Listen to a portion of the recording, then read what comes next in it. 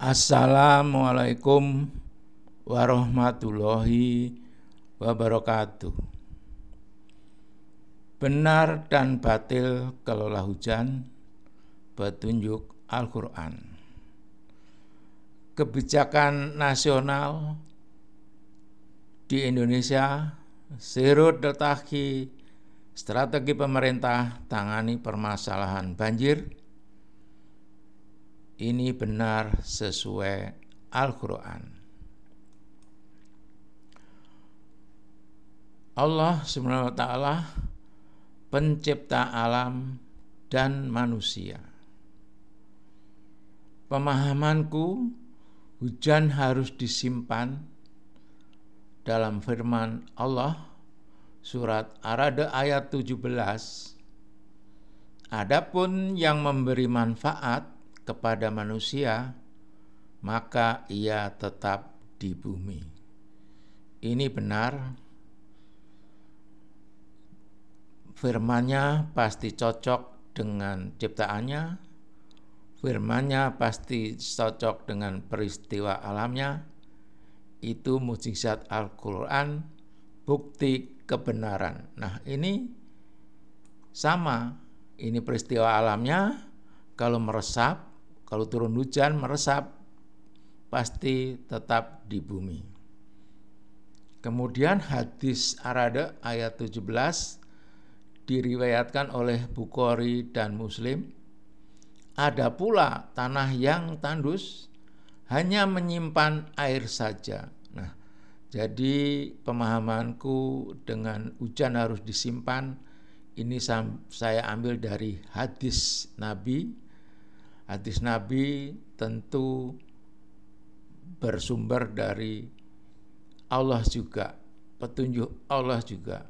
Jadi lalu Allah memanfaatkan air itu kepada manusia yang meminumnya. Jadi sudah direncanakan oleh Allah, dan Allah juga yang memanfaatkan air itu untuk manusia sebagai minum, dan mempergunakannya untuk mengairi kebun-kebun, tanamannya, dan ladang-ladangnya. Nah, ini hadis ini pun juga cocok dengan faktanya. Semua manusia, semua orang meminum air yang berawal dari turunnya hujan. Nah, ini peristiwa alamnya. Allah menciptakan lapisan-lapisan di bumi, rainfall and groundwater. Jadi ini Allah udah menciptakan simpanan-simpanan air hujan. Ada lapisan unconfined dan lapisan confined.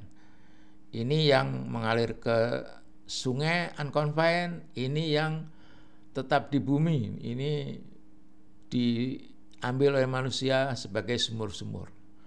Nah, pemahaman saya ini dipahami oleh grup WA Forum Das Banten, teman saya, 30 September 2024, belum lama ini. Harusnya air hujan yang turun dikelola dulu ya Pak Joko, dengan membuat resapan-resapan air. Nah, cocok, ini udah paham nih teman saya yang ada di grup WA Forum Das Banten. Nah, kemudian ini yang dilakukan, yang harus dilakukan, when the ground is permeable, the water is absorbed through infiltration and there are no floods. Nah, jadi kalau hujan itu diresapkan, diinfiltrasi, tidak akan terjadi banjir-banjir yang kita saksikan di tahun 2024 ini merata di dunia. Kemudian yang batil, sama pemahamanku juga ini, tapi ini yang batil. Suratnya sama, surat Ar-Ra'd ayat 17. Adapun buih itu akan hilang sebagai sesuatu yang tak ada harganya. Ini batil. Jadi Al-Quran itu mukjizat di bumi, bukti kebenaran. Nah, ini juga sama dengan peristiwa alamnya. Ini benar. Jadi ada buih dan ada air, ini akan hilang, buih ini akan hilang ketiup angin. Cocok. Jadi peristiwa alamnya cocok dengan firman Allah. Bukti kebenaran, hadisnya Ar-Ra'd ayat 17, ada pula sebagian tanah yang keras tidak dapat menyimpan air. Nah, kalau yang benar tadi air hujan harus disimpan, ini yang tidak dapat menyimpan. Ini batil. Jadi karena letaknya miring. Tanahnya keras, letaknya miring dan tidak menyerap air sehingga tidak menumbuhkan tanaman apa-apa. Nah, ini hadisnya seperti itu. Fakta kejadiannya, peristiwa alamnya, ya ini contoh, bukti kebenarannya. Kalau turun hujan, jatuh ke aspal, ke beton, ini istilah hidrologinya run off. Ini mengalir ke drainase ke sungai ke laut, hilang. Jadi ini hilang, seperti ini yang dilakukan selama ini, dibuang ke drainase. Nah, ini juga seperti ini kebiasaan orang-orang saat ini, seperti di Indonesia 300 juta orang, ini memperlakukan hujan selalu dibuang. Jadi ini hilang, ini batil atau salah. Ribuan tahun di dunia juga begitu, orang-orang sama perilakunya. Kalau hujan turun di rumah pasti yang kita saksikan, karena kita udah globalisasi, kita udah bisa melihat ini sama perilakunya, dibuang hujan itu. Jadi ini ribuan tahun hujan dibuang, itu adalah perbuatan batil. Nah, seperti ini hadisnya, tanah keras, genteng keras, miring, ini jadi run off.